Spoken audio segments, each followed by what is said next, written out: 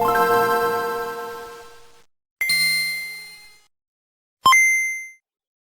right, welcome to a very special, and some would say the most special episode of the Pink Boys podcast, because we've crystallized. Yeah, we've crystallized. It's just the two of us, the two amigos. The Anglo Menace, and we're left with the most crystallized, pure version of the Pink Boys CryptoCast with just me and Tyson. So the two smartest people, the smartest guy and the second smartest guy on the podcast together right now. So this is a cringe-free episode and schizophrenia-free episode. It really is. You won't get randomly interrupted by someone just going like, "Oh, well, what about?" And then I just doing whatever else. So there's a lot of good stuff going around here. I'm excited about it. I was thinking about it. I think our tagline should be the bridge between entertainment and enlightenment. The Tyson Kid Moyer podcast experience. The bridge between daycare and the mental asylum. That is a good way to put it. That is a good way to put it. We'll see how long we can go with this, but I can go all day, as some would say, or I can do this all day. I don't know. That's just the like Captain America in that Marvel. Exactly. So before I get going, Tyson, how are you? Spotlight's on. I'm doing okay. This week's been fucking really choppy on the market, so I've just been scaling back and just trying to chill. I did think it was going to go dump a little bit more because we set some lows at 22.4, and I thought we were going to take those out in the recent dump, but apparently not. So, that's good. Well, hopefully we can jump a bit more into that. I've had my own incidents. I worked out today. And then I went to go get – my big trick is I go to this place called Shake Shack. And what I do is I get their double Shack burger, but I get no bun. They do salad buns. So it's only 500 and something calories. So it's a good filling thing to eat that's not calorically dense. So I went and got that. And when I came out of the Shake Shack, there was a note on my car handle. It was a note. Oh, no. And it said, "Nice legs, Chris," and then had a phone number on it. So it's either a gay guy named Chris or a Christina that goes by that name. But I sat down and went to text the number, and it came back as a landline. I'm not fucking calling that number. I'm not calling that number. I don't know what's going on with that. That's a wholesome twist. I kind of expected you to get a note from like an angry Latina man, because he scratched his car or something. No, it might have been a Latina man, but he could be wanting something else off of me than, reimbursement. Yeah, and the fact that when I texted it was a landline, if I call this number, it might be the last number I ever call. So I might revisit that tomorrow, because the note said "nice legs." No one's ever given me that compliment in my life. So there must have been, but the handwriting was perfect cursive. So I think we have our first Pink Boys. He or she is a gentleman/woman. And, it might have been because I walked in and the girl at the counter was really cute and she looked me up and down. So she did look at my legs. So I'm holding out hope it might have been that girl. She looked really young, though, maybe too young. So I isn't here to be like, "Oh, that's just what you like." So I can just say that freely without him interjecting. Let's be honest here. Any girl that calls herself Chris instead of Christina, that's kind of lesbian territory. I'm sorry. That is lesbian territory. Coincidentally, a lesbian gave me her number last weekend. So we're getting into a lot of once I lost 10 pounds and grew my hair out, I'm trying to keep it under control because it's really pacing on my ego lately. So I'm just gonna relax. I'm just a cool normal guy. Yeah. I'm just gonna relax. So, but other than that, everything's been all right. Got some work to do lately, but we're all getting it out of the way. But now, nobody's here. I have to say, how the fuck, and since you're of Asian descent, how the fuck did Nancy Pelosi managed to make herself look so cool and make China look so pathetic? That's my question when she visited Taiwan. Is that what's happening? You didn't know what happened? Cool. Yeah. I know what's happening, but I didn't think it was like that interesting. Really? Because China's mouthpieces wouldn't shut up about it. Say, we're going to shoot your plane down. We're going to do this. We're going to do that if you go and visit Taiwan. And then Pelosi said, fine, do it. And then went to Taiwan. It was a big power moment for her. That it was a big unforced error by the Chinese government, which usually posts some W's in my eyes. You know what I've noticed that the American government likes to do? It likes to it likes to send its own people to go and do some like instigation shit in some random country, and then the minute the other country like retaliates in some form, they reply with saying, "Oh, we didn't mean that much. Just don't be too hard on us.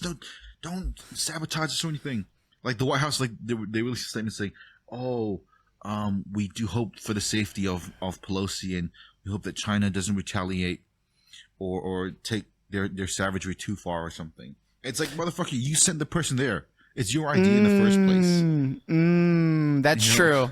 That was what went on during the Syria incidents. There would always be some sort of instigation, and obviously we're on our way doing that to Ukraine. But I just thought that was an interesting, unique moment in history, because I was ready for that plane to get shot down. I was like, do it. That would be sick.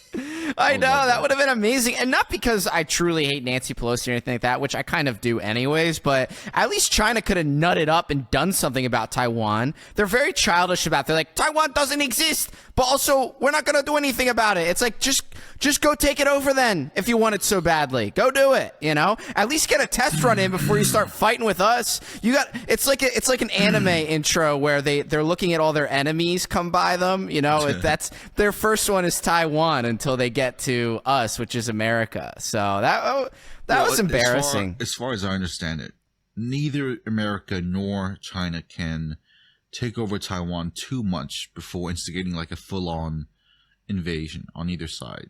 So it's kind of like a waiting game at this point. Is Taiwan the Israel of China?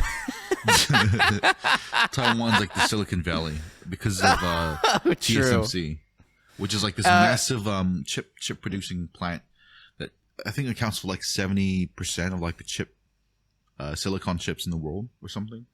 Well, a lot of those come out of Israel too, so they do the cell phone chip. So maybe I am a little bit onto something, but I'll pump the brakes there. We don't need to go too far with that. Maybe we can later, but I'll go back to the more relevant stuff that you brought up earlier, and I actually haven't checked recently because I am in absolute shambles. But thanks, Mega Bitcoin. Thanks to Mega Weapon. So I'm seeing Bitcoin at 23,027. That's pretty fucking good, honestly. Yeah, I know. So what's going on here?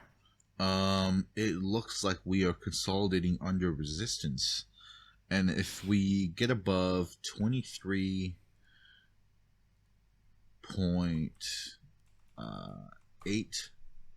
23.7 to 23.8, I think we probably make our way up. At least really 27K. Yeah. Yeah, because the really hard part is when I look at this on a mega macro scale, not mega, God, I got mega on the mind, on a macro scale on the 1 week, it really just looks like a pity recovery. Before a massive dump. Yeah, so we're getting a brief respite, and if you're not ready to sit around for a long, cold winter, get out now, because that's what it is. I mean, that MACD is hanging. That MACD is in the doldrums. I've never seen it that low in my entire life. So, something on the upside, though, we are actually halfway to the halvening. Oh my gosh! We have like fucking about like a year and some change before Bitcoin halves again, and I think this is going to be. So I saw this really interesting tweet, right, where this guy was talking about the 4-year cycle of Bitcoin, how like every 4 years it goes through like a bear cycle and bull cycle, and he says the 4-year cycle is part of a larger 4-part cycle. So 4 times 4 year cycles, 16, and then after the 16th year, it's going to be a fucking mega bear after that. Okay. What year is that? So that would be after 2024. So maybe 2025-ish, it tops out. And then it gets fucking wrecked for like a decade. So that kind of makes room for a bear over the next year or two, maybe splayed out over a little bit, and then into a huge peak, and then a massive drop in 2025. Is that kind of in the right ballpark? I do love that you're just doing crypto numerology. Like there's this many letters in the word Bitcoin, and times that by 2 to the classic. It spells Illuminati kind of thing, but you got me there. You got me there. Like, so it goes to like the larger point. Like nothing is gonna go up forever, right? Like it doesn't make sense for Bitcoin to just like keep going up for infinity. Like eventually it has to go bearish on the macro scale. And what better way to do it after it tops out at like 120K or some shit, right? Yeah, I think once that gasp to 100K happens, that is the ultimate number for people to think it's off to the races.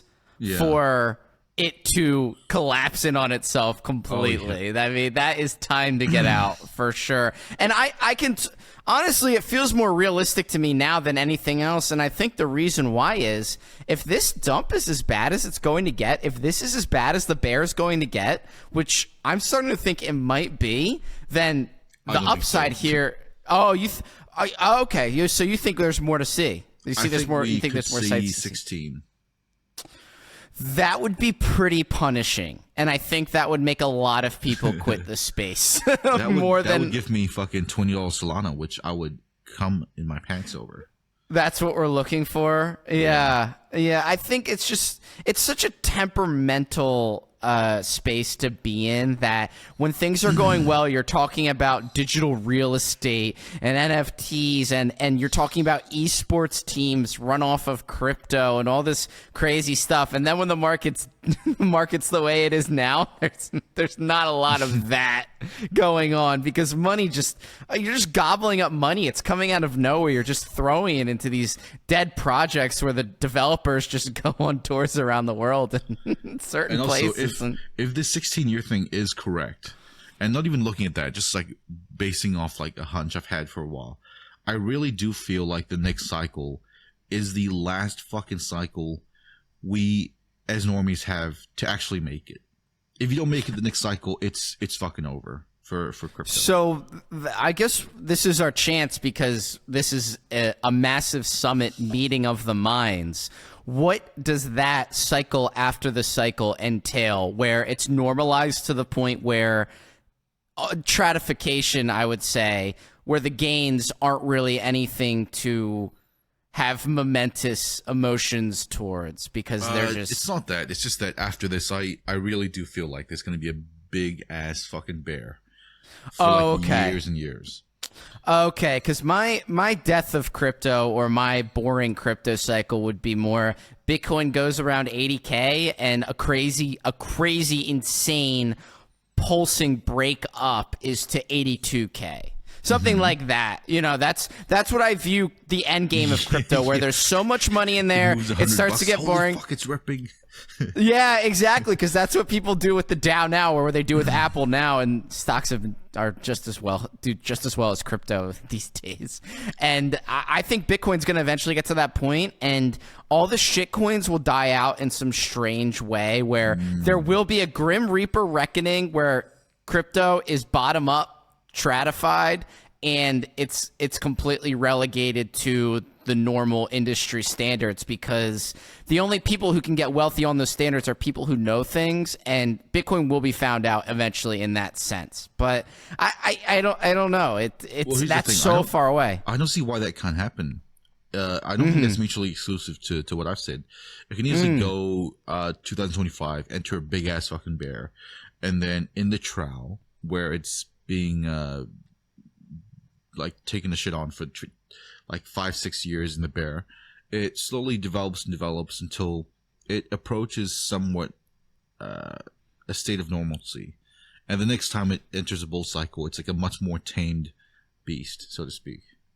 Tamed beast. I think that's one of my favorite terms I've heard towards it. And Ethereum will just follow suit, and the chosen coin Chainlink will as well. And can you imagine if there is like a bear for like 6-7 years, right? That would destroy the altcoin market so hard that I think only the true coins can last at that point. That's a really good point. So, for instance, maybe you're holding Premia or Mega Weapon, or let's say, for instance, we'll just say AVAX. If Bitcoin's having a very boring 6 or 7 years, what do you think your AVAX is going to do? Yeah, you know exactly. what I mean? It's probably not going to do much of anything. And all those what the fuck do you think your fucking Cardano's gonna do? I feel like beating up Cardano is like kicking a puppy at this point, because it's just such a pathetic state. I gotta say, at my time in crypto, I've fallen for a lot of dumb shit. Everyone has their initial rite of passage, so maybe you have yours, but my rite of passage in crypto was momentarily taking Ripple seriously. That was my rite of passage, and I eventually moved past that. Honestly, the people that are still into Ripple now, I salute them. I have more respect for them than of a fucking titan. Yeah, exactly. So that was what tricked me. So I'm interested to see what the tricks are going to be going forwards, or maybe there won't have to be anymore because everything's kind of stratified. But what tricked you into getting into crypto? It was. What was your first like huckster? Yeah, go ahead. It was this really shit coin called Chainlink. Well, it's better for that to be your first one than Ripple. No. Actually, it was really bad that it was my first one, because given the fact that I got lucky and it popped the fuck off, it made like getting rid of it just that much harder. If my first one was fucking Ripple and it just did nothing but dump for 6 months, I can deal with that. I can learn a lesson saying, okay, well, obviously I'm dumb and I was wrong. Yeah. But it's tough when you're right, There was one night I was talking to someone, and their favorite thing to say that whole night was, "Well, when you're right, you're right." It's a boomer thing, but they kept saying that. They just say, "You know what? When you're right, you're right." That's pretty good. But I guess what I was getting at was AVAX coins like that, Phantom, L1s, L2s. Those people have hucks their last trickster. They've tricked out their last possible person. There's no way people are falling for Tomb again or this, that, and the other. Not like those things don't make money, but those things only make money when Bitcoin is bustling, when it's busting, when it's busted. So so when it's not, people have to get a little bit creative, a little bit ingenuitive, and that's not an easy thing to do when everything's off peg, off kilter, and there's no one to buy your shitty NFTs, and there's a lot of different directions to go in, and no one wants to play your stupid shooter 3D game. So personally, I welcome it. I think this market, it needs this to actually transition and become like a real market. Well, put it this way. If the entire market was reshifted into being a top 30, and some of those coins in that top 30 did actual developments with actual uses that made them go up, I would welcome that far more than I would, I don't know, this Tomb with a 4 spinoff on Angel Dust L whatever mechanism is going up a lot. Better jump in. That's not sustainable. But hey, if you got in and you made your money while you did that, which I did, and I'm sure you did at some point as well, and then it goes just as easily as it comes, as some would say. But if the time to make money like that isn't here right now, and it's not going to be here for either ever again or not for a while. You know what I mean? Unironically, one of the biggest L's I've taken in the past year was probably fucking Pocket. That fucking piece of shit, dude. Holy fuck. We were up a little bit on Pocket right when we got it. 2x, dude. We had a nice easy 2x, and that was the days where I think I chucked around $5,000 at that or something without thinking about it. Now when I do that, I think a lot more when I throw something like that around. But Pocket was like, oh yeah, sure. Here, and that's the embarrassment of riches that we're afforded during those time periods. It's not like that now. We gotta batten up the hatches. At least I do. I can't do stuff like that anymore. But there'll be a day where I can again, and I'll make just as dumb decisions then as well. So I find myself who's at fault? looking at my Rolex, and I'm like, damn, did I really have to spend this much money on it? You know, it's hilarious because that is a form of withdrawing, and that's a smarter decision than letting your T-shares go from $25,000 to $300. Oh, God, so damn. There's a big difference. Hey, I didn't hold on to that the whole time. The worst thing I did actually was, it wasn't the worst thing, but when I got on Tomb with the 2, you know, I got in around $1,000. It went up to $8,000. I sat around until it was at $5,000, and then I woke up one morning and it was at $3,000, and I just said fuck this and got out of there. But again, if I were not too bad. Yeah, but if I were a smart person, I would have been like, this is a complete Ponzi scheme. I'm making a lot of money that I shouldn't be making right now. Let me get rid of it right now. But what people don't get, and this is a psychology thing that I think we should do a separate video on sometimes. When this much money comes to you this easily, your decision making as a human being is so stunted, you don't even realize you're going through it at that time. You don't understand. You don't understand. Like fucking Tomb with a 2? Are you serious?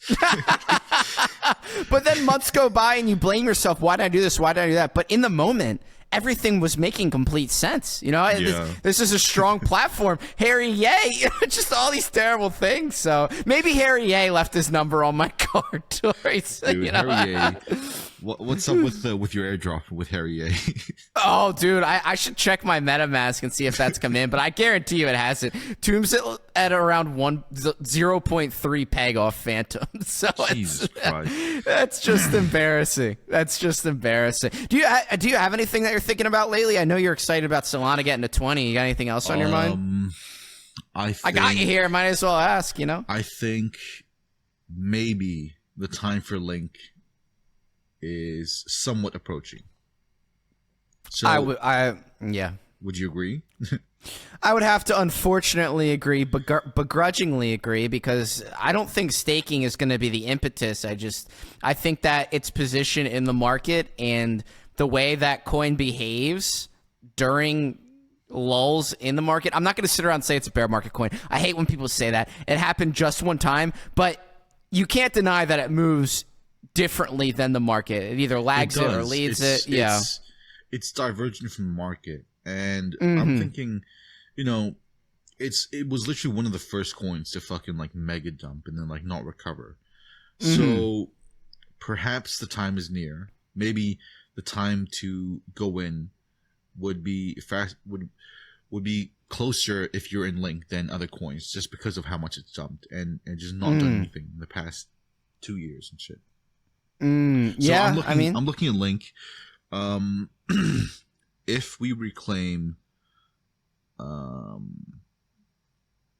if we get past 10.4, I'm gonna be pretty bullish on it. I've already bought Link? I hold like a suicide stack on a ledger, and then I bought another suicide stack like recently, and I might buy another if we get past 10, and I think we can get to maybe 20 in a really. What's it at right now? Is it 7 or 7.8?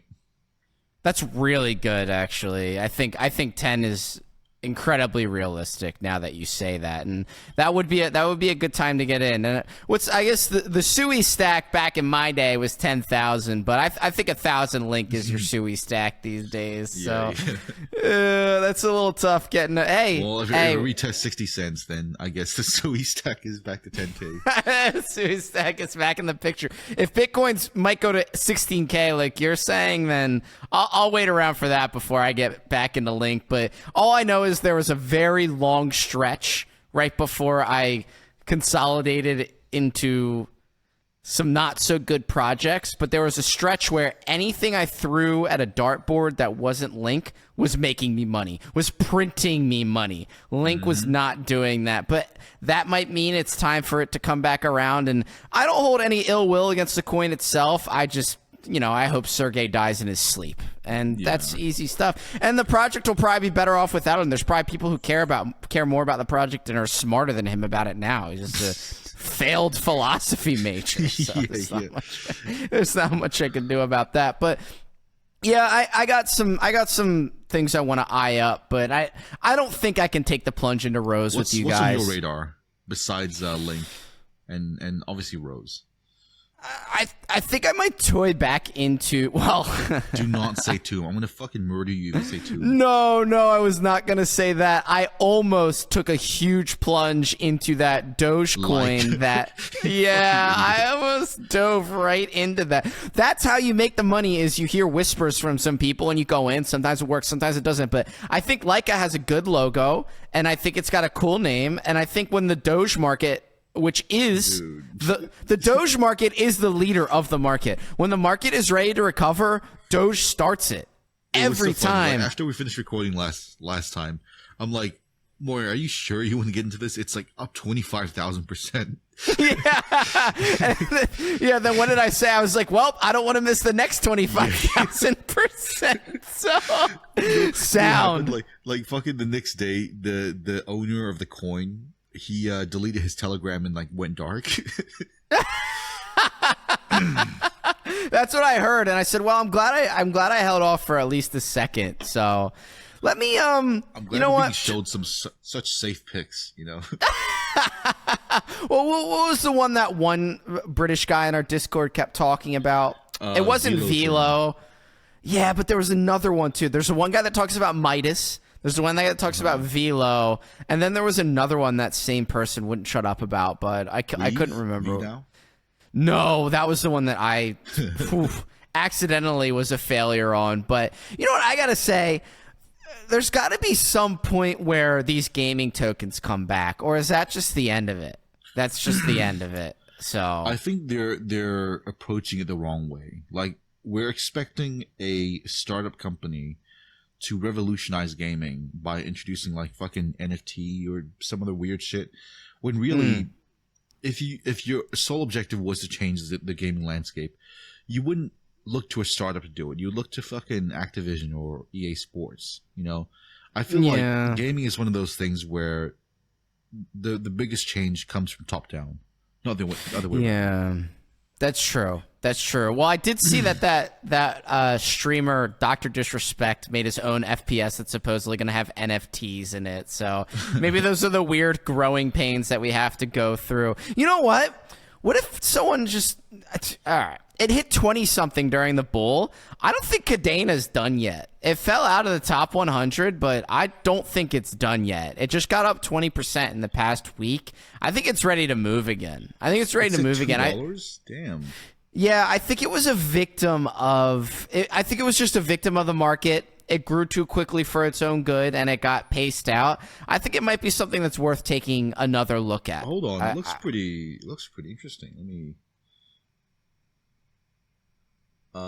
if we go above 2.4, I'm a buyer. Yeah? Okay. Yeah, that might be something for me to think about then, because Schmegma Weapon is not looking good. And I've been saying I'm going to get out, but it might be time to get out. But you know what? Nope, I'm too lazy to get into my MetaMask. It's embarrassing. I know, it's embarrassing. At least solve it for premium at this point, right?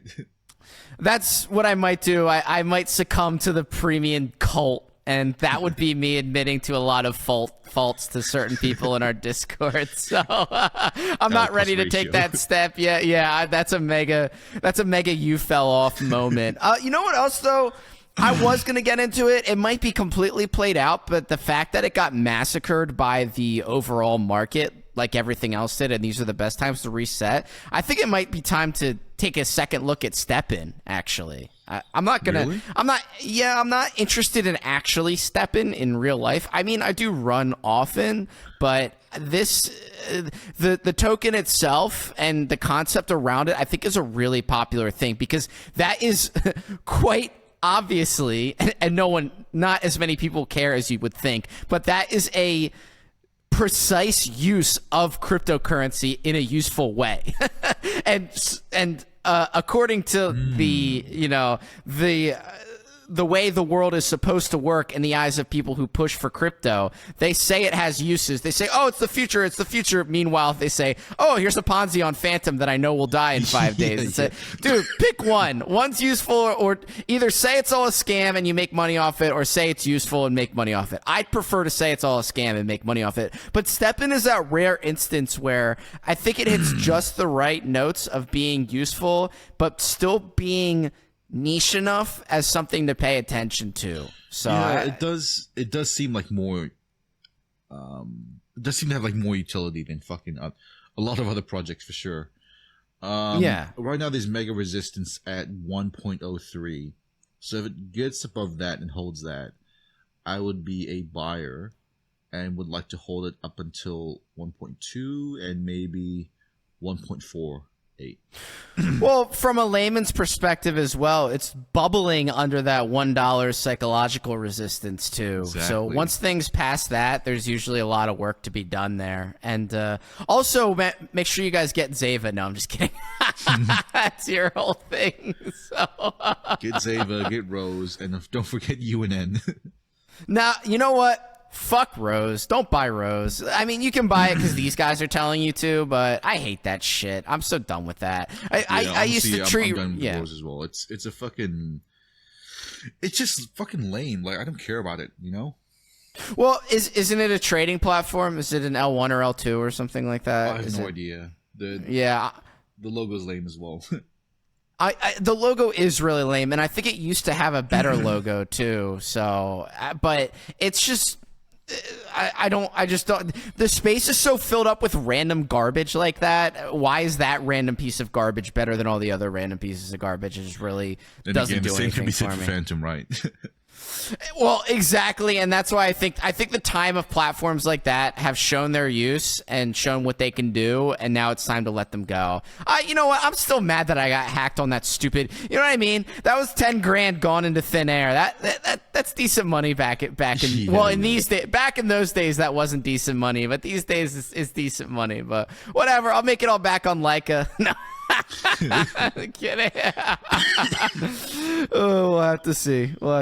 But wow, BNB's at 315. That's fucking crazy, dude. Man. It's holding up so fucking well. I don't know what's up with it. It's an amazing token. I'm super impressed. But what the fuck? I'll just pumped to $500. Holy shit.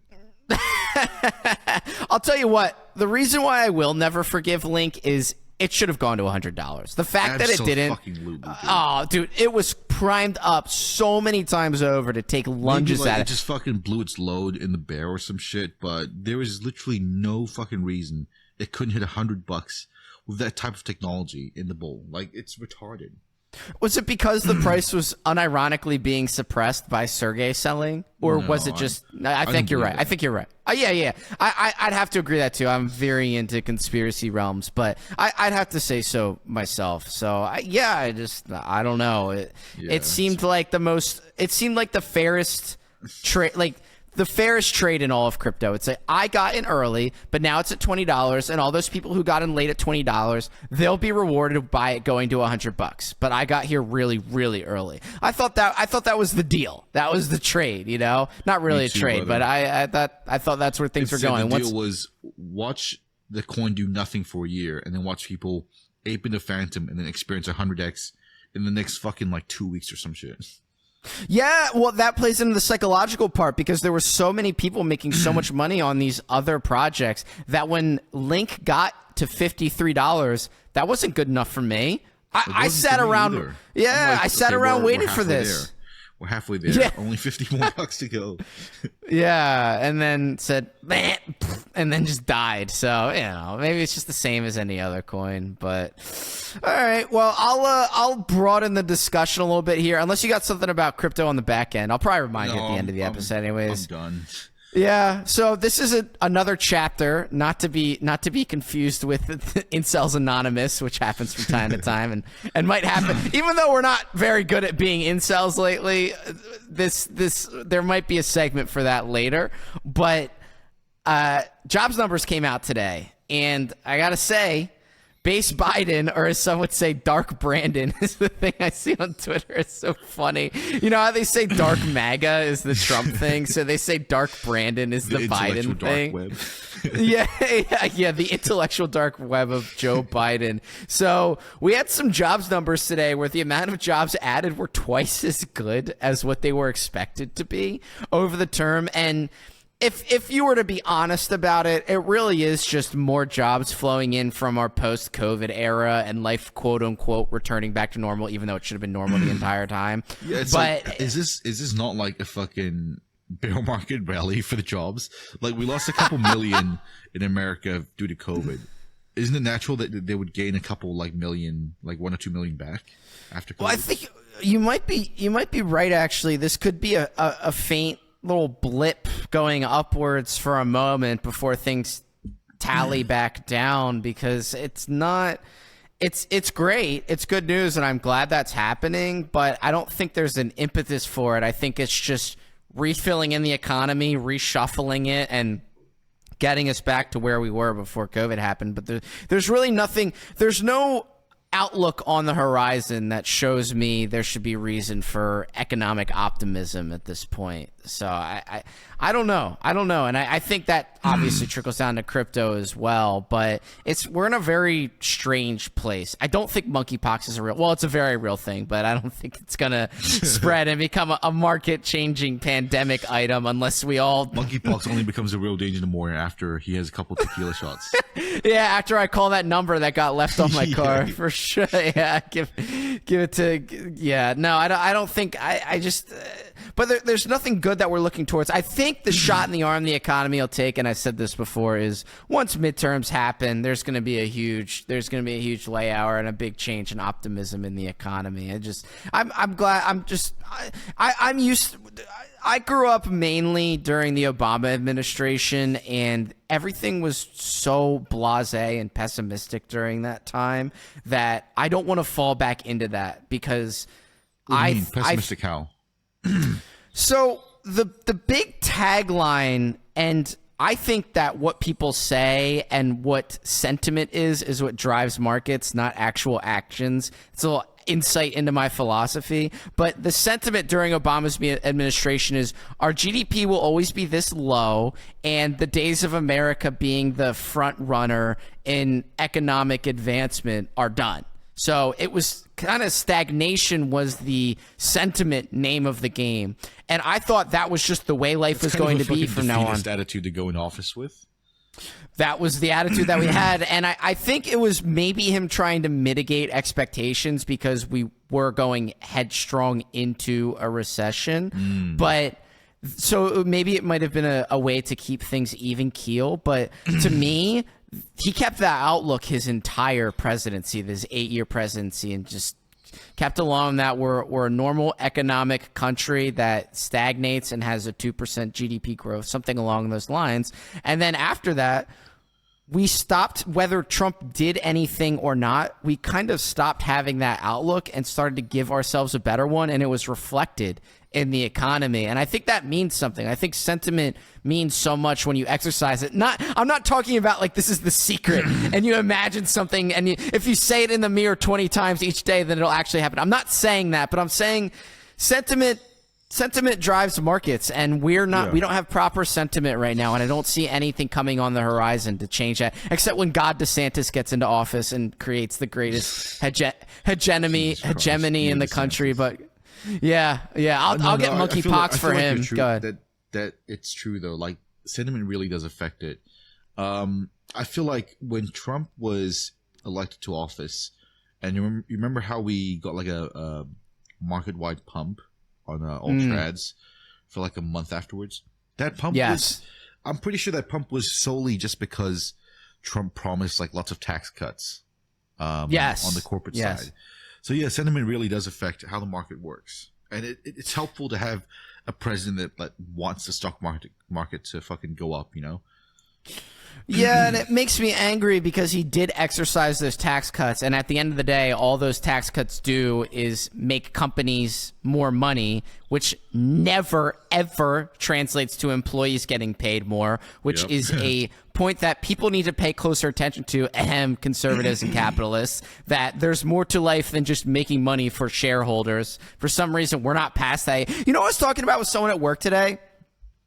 Why our technology has advanced so far from where it was in the 50s and 60s and 70s that everything we do is so convenient. We don't fax anymore. We don't send letters anymore. All these things that take a few days or 10 minutes or 20 minutes, we can do in a matter of seconds.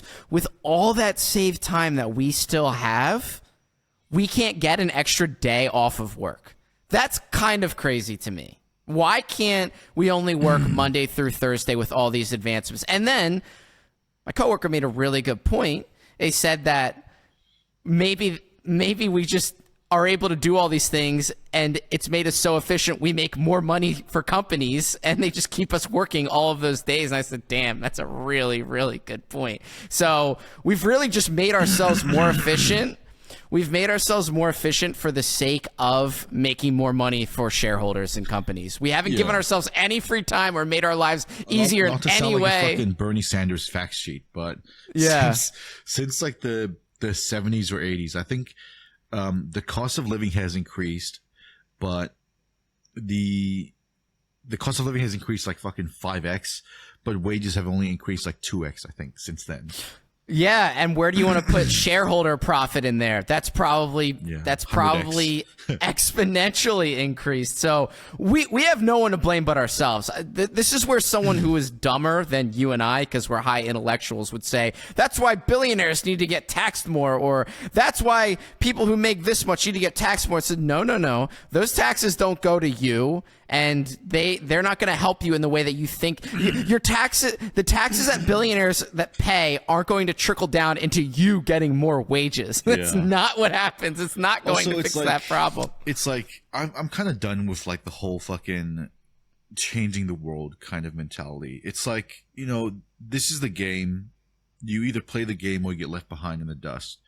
Let's just drop with this fucking like, oh, let's kill the rich or fucking let's like have like libertarian paradise or some shit. Like these changes rarely happen. Just play the game or accept your fucking life, Yeah, that is funny that because I don't know how to parse the two together, but what you're describing as just play the game, etc., that's basically acknowledging hierarchy. And that some people are better than you and some people are better at things than you. Yeah, and the libertarian perspective doesn't want to accept that, even though libertarians are about leaving people alone and having this economic Darwinian perspective on things. They're not able to parse that with hierarchy and the fact that when someone is better at something, someone will eventually rule over you and exercise power over you every single time because it's human nature. So we need to, as you said, my way of interpreting is we need to accept that there is a hierarchy in life and it will be exercised, and you need to either go with it and join into it in a way that you see fit, or you're just going to get dusted. You're just going to get dusted. And I could just be talking out of my ass, but that's the way I've felt about a lot of these things. Yeah, not to sound like Jordan Peterson as well, but like change really does come from like internal. Like it's just fruitless to expect big sweeping changes in society these days. You might as well just like work on yourself, stack money, build a family. Oh God, Jordan Peterson doesn't say that. No, but he does say like focus on the internal perspective as opposed to like trying to change the external. Yeah, and not to, I understand that, but you just reminded me about something when you said to build a family as well. The thing that bothers me the most about conservatives and capitalists is that they have an autistic obsession with owning land and owning a house. So owning a house is the boomer version, the boomer conservative version of going to college. So when you're in a liberal family or an upper middle class family, they push their kid to go to college and put themselves in extreme debt. When you're a boomer or a right winger, you tell your kid to buy a house all the time. So you're basically pigeonholing yourself into debt one way or another. Having a 30-year loan on a house isn't owning a house. I understand that there's some type of there's some economic advantages you have when you do that, but basically There are so many debt traps in a young person's life that they can fall into if they're not careful, and every single side of the coin is pushing people into them, and that's a big part of our problem. I think the biggest one for sure for fucking young people is car loans. Like, I think people just become so fucking retarded when it comes to car loans and stuff. My buddy, he says, oh yeah, it's only like $200 a week, so why not just get a new like $60,000 car? Like, I'm like, bro, do you realize like that's gonna fuck you up in terms of like your spending potential and how much you can invest in the future? But they're like, no, it's just per week number, like $250, $400. Dude, that must be our fault, because these car prices are astronomical. If you just want a normal, decent car, let's say you're slightly above middle class, you're doing all right compared to a lot of other people, you got to get a 50 grand car or something just to be above some sort of average sedan or a Corolla. Dude, it doesn't make any sense to me. And we do that though. The Tesla that's supposed to cost 35 grand in America, it costs like fucking 90 grand in New Zealand. Like, are you serious? Yeah, unironically. Yeah, so that's another debt trap. I'll never pay a loan on a car ever again. That's something to do early on, but if you're still doing that later on, you shouldn't be doing that. That's really, really bad habit, because you shouldn't take out a loan on I hate to sound like a boomer, but you shouldn't take out a loan on an appreciating asset. You should never do that. You should never Dave do Ramsey that. Mode. Yeah, I will. As I get older, I keep accidentally going Dave Ramsey mode. It's really pathetic. I'll never go Jordan Peterson mode though. I'll go some other modes. And that's the other thing. You mentioned Bernie Sanders. He's the one that pisses me off the most out of all of them, because the same dumb people fall for him every 4 years. They say, oh, this is Bernie's time, and then Bernie does the same thing. He knocks out the person that people don't want around. In the last case, it might have been Elizabeth Warren, or maybe Elizabeth Warren was knocking him out. Very last minute, he's like, oh, I'm sorry, I can't win. I better give it to the fucking establishment candidate. So sorry. Exactly. He just tows him along, and then 4 years later they do it again. So sure, when it was the Trump's re-election campaign and Bernie Sanders was doing his whole thing, people were falling for it again. Did you not remember where he basically gave up the floor to Hillary 4 years before that? And you're somehow okay with falling back into this. You don't see the man behind the curtain at all. He's been in government for 50 years, and you're still not getting it. So I guess there's a fucking Audi R8. All right, people. Okay, I don't know if he drives an Audi R8. I do love that picture, because that guy does look exactly like Bernie Sanders. But I really don't think that's him. But as I was saying, I might have gotten a bit too self-indulgent with it, but I just think that the natural progress of any system, any government system, any social system pulls into hierarchy. It's found in the animal kingdom, it's found in the human kingdom, and we will section ourselves off. If capitalism is supposed to be the great equalizer, that's also put in a hierarchy. It's put in a social class, and anything that tries to naturally dismantle that hierarchy, or unnaturally, I would say, that's probably a system that's not going to work. So it is what it is. All of our issues that we have right now, you and I talking about wages and things like that, that's all our fault. We're the ones who keep paying these colleges. We're the ones who vote for these politicians. We're the ones who keep buying these houses at inflated prices. We're the ones who take out these car loans. So we're the dumb consumer, because the entire point of being an American in their own eyes most of the time is being a consumer and representing yourself by what you buy. So it's our fault. It's our grave. We dug it. Yeah, and that's a really good point. It's like, the whole point of the Second Amendment is to, like, eventually stand up against tyranny, and like, if the people won't ever do that, that's kind of on them, Like, if the populace is unwilling to ever take up arms against like real tyranny, the L is on you, not the fucking tyrant, Oh, absolutely. We're just completely subdued and pacified, and it's really sad to see, and I see people rooting to have more of that go on in their lives. And I don't want to go down – I'm not trying to go the trad route, because those people bother me just as much. I'm just trying to look at things honestly from the way that I see them. So I don't know. You got anything else going on these days? Speaking of trads, oh no! Apparently something from the past has resurged. I think white women have an interesting hobby these days. Are you talking about, you showed me a clip from some random thought cast where the girl said, there's something hot about Great Danes. Yeah, it's like, maybe instead of a boyfriend, I should get like a dog. And she said in the video, she goes, well, they're just so big, you know, they're just so big. And it's this absolute state.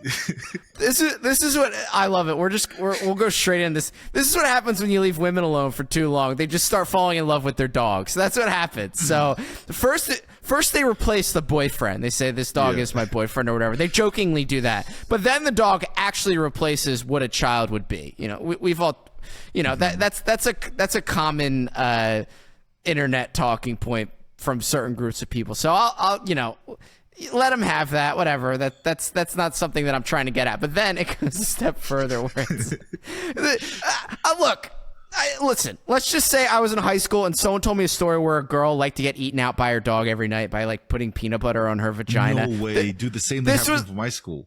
Except the girl posted on Facebook.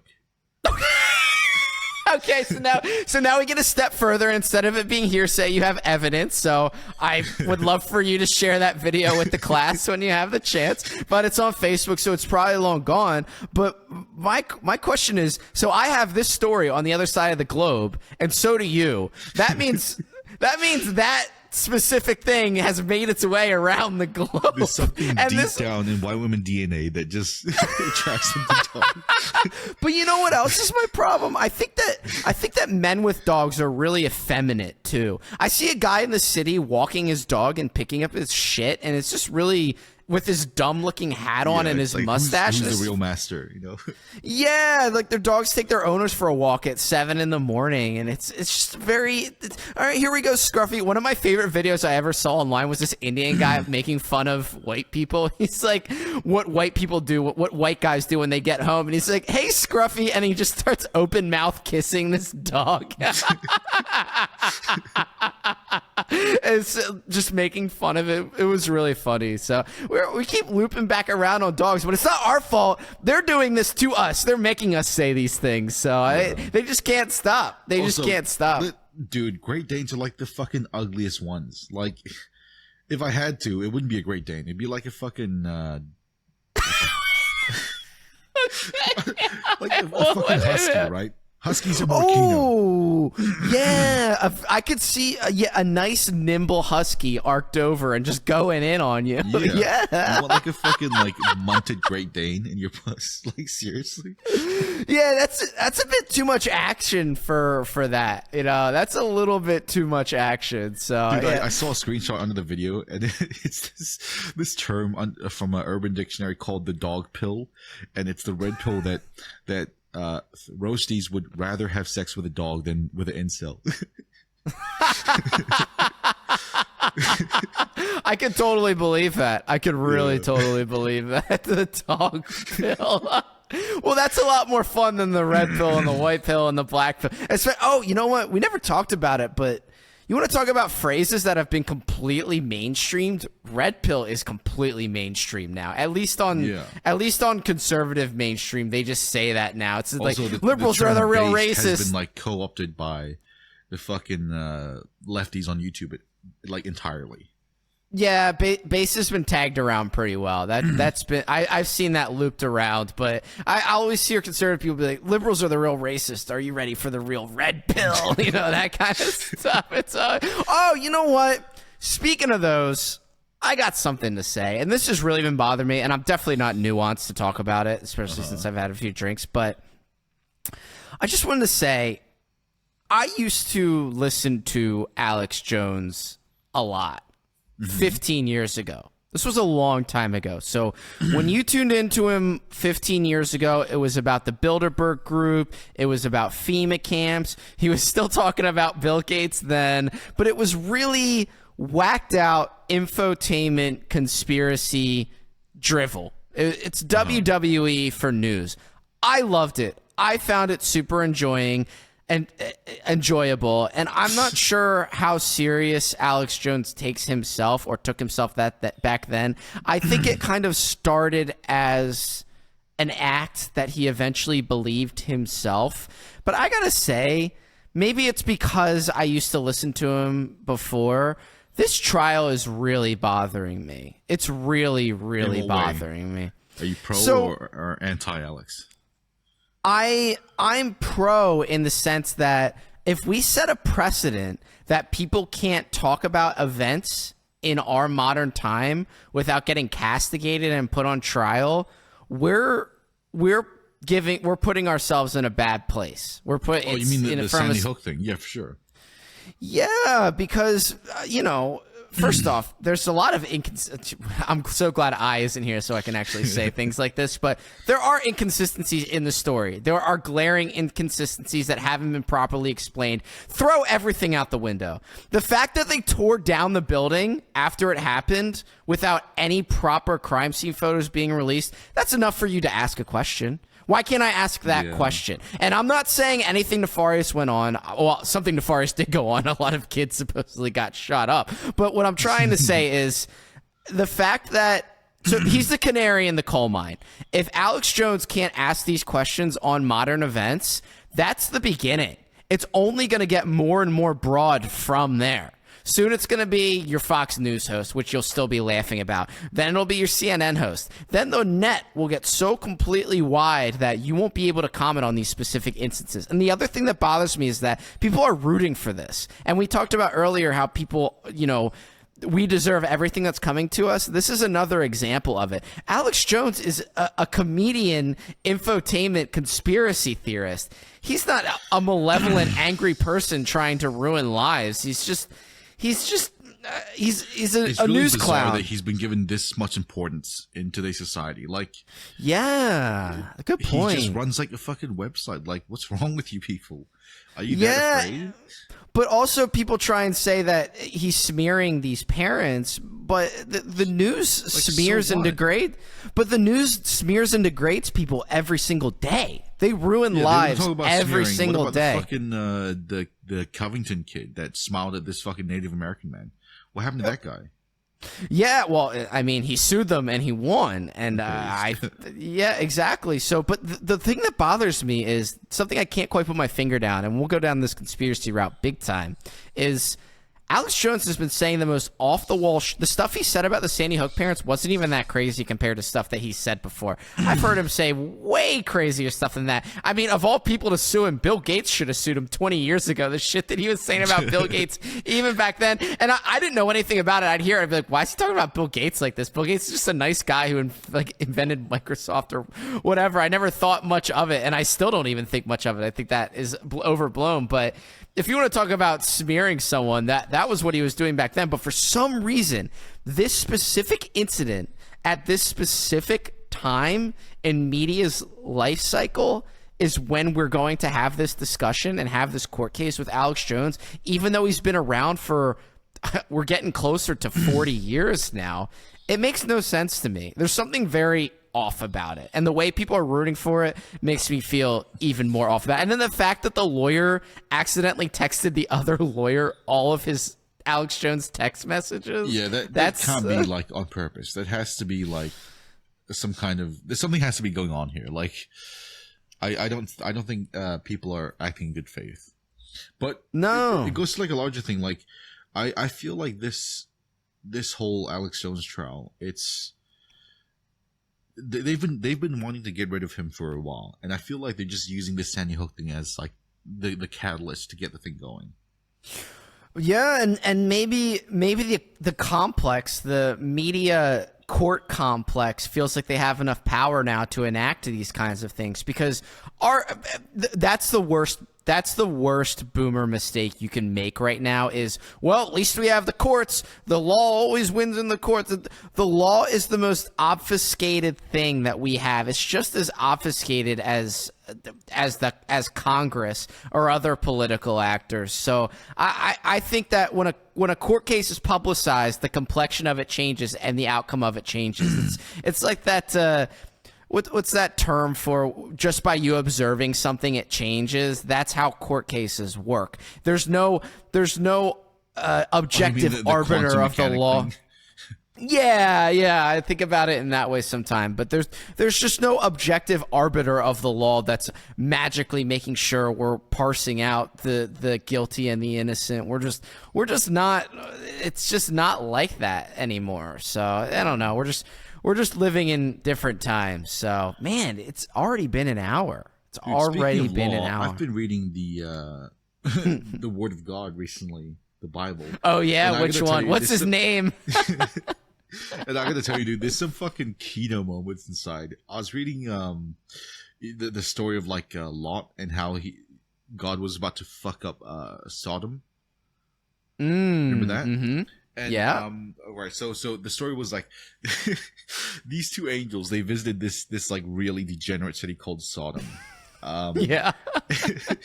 and Lot, he noticed that they were angels, so he took them into the house and gave them food and stuff. But other people noticed that Lot had guests. So all these like fucking villagers, because they were so degenerate, they demanded that Lot come out and give the angels to them so they can have gay sex with the angels. Yeah, and to quote, the verse quite literally says, bring them outside so that we may make ourselves known to them, or whatever the biblical word for sex is. I think they quite on it might be an NIV, they say have sex with them. So yeah, keep going. And then like Lot, he offers up his fucking daughters for some reason, but they're like, no, we just want the guy. Like, he's got 2 virgin daughters, and he's like, nah, I want the guy. Oh no. Oh my gosh. The fucking angels like escape. They help the family escape, right? And they say, run away and don't look back at the city while God's destroying it. And then fucking Lot's wife gets fucking BTFO'd because she looks back at the city one last time and she gets turned into salt. Yeah, what's interesting though is that area where it supposedly happened in, there's a lot of salt pillars there, and you know, people don't theorize it, but it's whimsical to think that those are actually people that turn their backs and watch Sodom and Gomorrah, because there's actually, and I don't like going this direction because I think faith is the number one component to being a Christian. A lot of people like to say, oh, but there's this split rock, or they found evidence of Sodom and Gomorrah. I don't like to go in and argue those kinds of things because I don't think that's what's paramount to being religious. But supposedly they have found Sodom, and they found remnants of supposed Sodom and Gomorrah, or towns that are situated in regions that could resemble Sodom and Gomorrah, which I thought was very interesting. You know, the craziest part about the Old Testament is all the most interesting stories in it, such as the one you just told. They're like 2 pages long. They're like a page long. It makes no sense. The story of Adam and Eve is a page. It's unbelievable. So, but the stuff that happens in the Old Testament is so amazing. They roll up, dude. David goes so hard that people talk about all this violence in the Quran, how it's this nomad gang of warriors that are depicted through Muhammad. Dude, in the New Testament, they were rolling up on people just as hard. It was amazing. I mean, the combat that went on was unreal. So it's tough because a lot of people don't read the Bible because the Old Testament takes so long and it's so drawn out, and there's so much repeating going on in there. But the New Testament, you can't read the New Testament unless you read the Old Testament. That's just how it goes.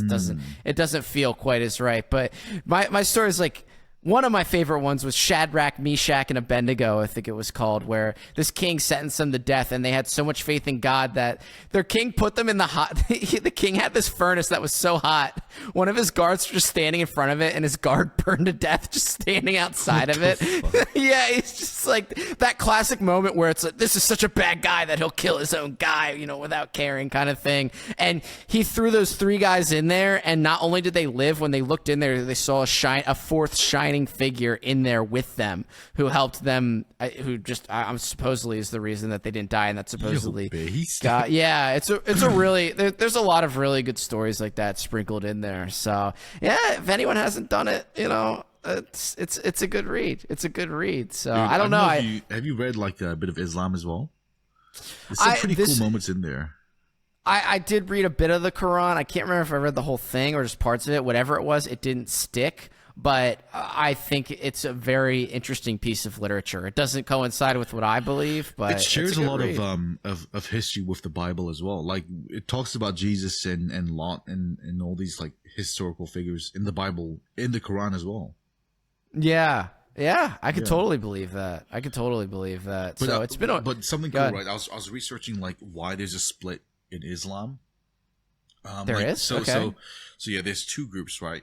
Oh, like Sunnis and Shiites? Yeah, Sunnis and Shiites. So I think one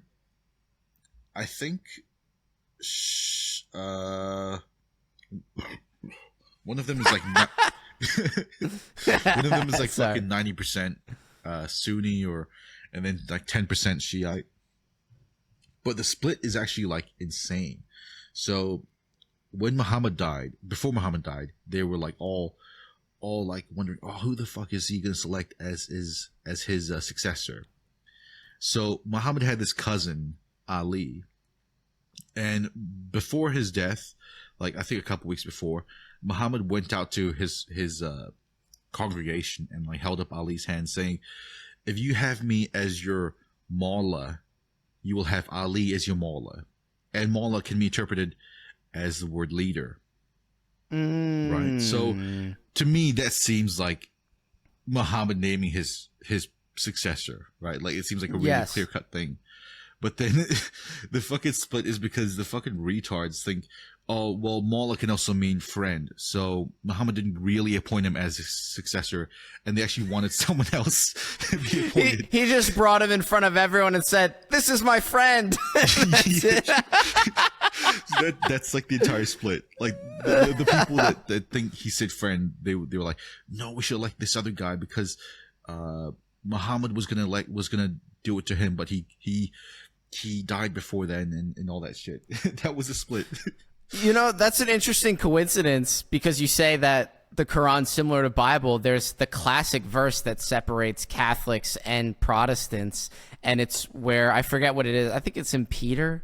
I can't remember, or maybe it's about Peter, but it basically says, roughly translated, "Upon this rock I will build my church," which some people argue is upon this rock, which is Peter, I will build this church, and Peter started the Catholic Church, or someone did. I can't remember if it's Peter's name or not. I'm not Catholic, I'm Protestant. So people to this day argue, did Christ mean, the church will be my rock, or something along those lines? Not, I will, like, literally, this dude's in charge and he's building this church. So that's where the difference come in, the ecumenical difference, or the catechism of the Catholic Church. What do the Catholics defends say? That? Like, what's the Catholic interpretation? Well, the Catholics think that Christ appointed Peter to start his church, and Peter started his church, and that's become the Holy Apostolic Church, which, Holy Catholic, Roman Catholic, Apostolic Church, which is, it's got its good things and it's got its bad things, we'll say. A lot of people are quick to jump on the pedo point, but I've gotten past that. Everyone should. But I mean, I'm guessing the Protestant view would be like, oh, rock means that you can build a church anywhere, and it doesn't matter like if you're Catholic or not. Am I right?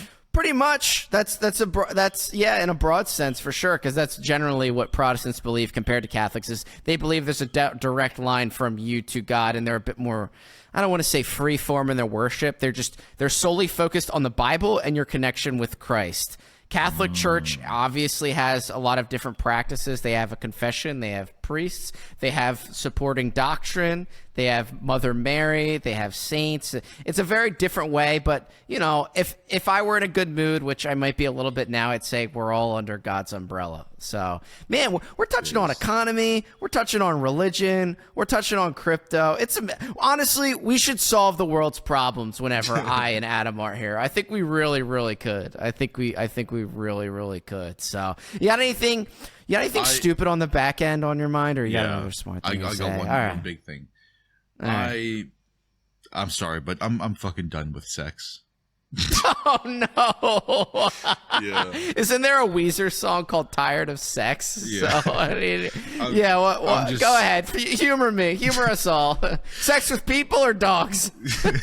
No, I'm not a white woman. You took the dog pill. No, it's just so fucking boring and not even worth it these days, honestly. I hooked up with someone, and just the entire process of like having to woo and and fucking persuade and when you get it done, it's not even that fucking good. Like it's okay, but you don't feel a nice release and be like, you know, I don't know if okay, well, if you're dating someone, it eventually becomes a chore.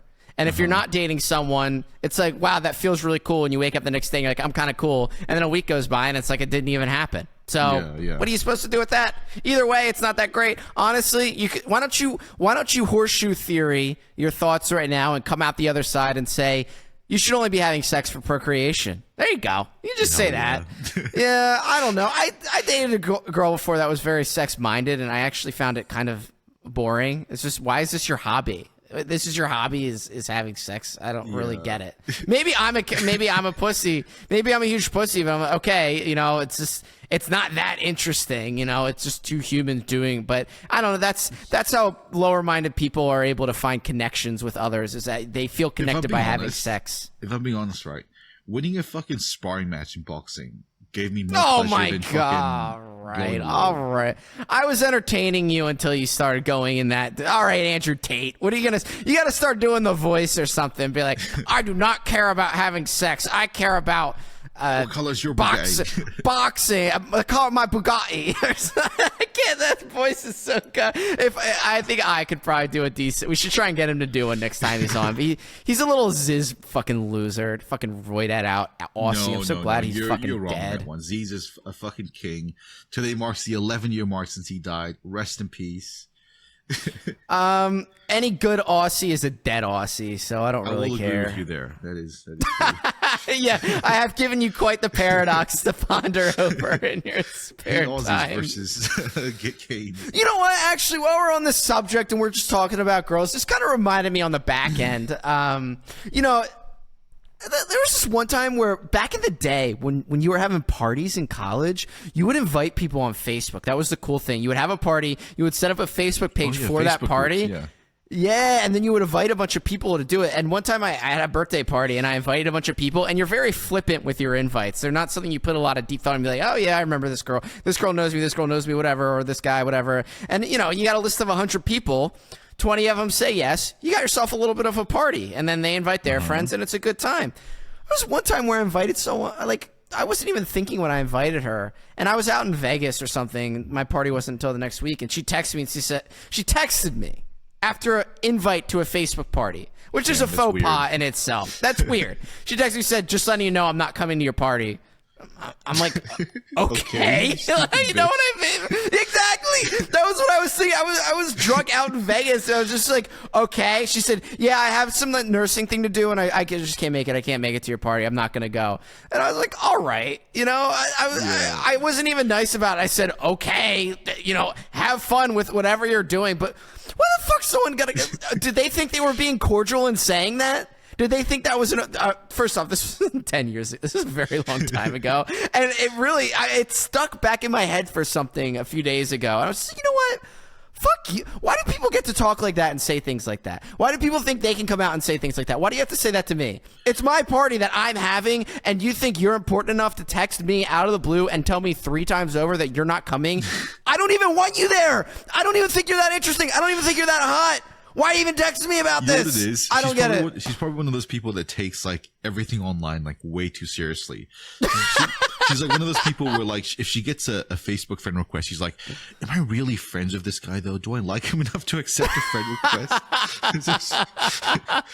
That's such a good point, dude. Not to harp on this too much, but the neuroses of the female mind and how it's been infected by social media is insane. Dude, I whenever I meet someone new and I need someone to look into it, I ask a girl and they have their mother's middle name in 5 seconds. They scour shit. over. Yeah, I was trying to find a girl from my high school for like fucking 3 hours and they find it in like 15 minutes. It's unreal. It's insane. They should all be detectives, I guess. That would be a good pivot for the female. You know, at first they were flight attendants, then pharmaceutical saleswomen. Now they should be detectives because it's all digital now and they're the best at it. They know exactly what they're doing. Like a detective agency, but and like it's all girls. But every time they have a job, you gaslight them to thinking that it's their husband that you're investigating. So they just work extra hard. Yeah.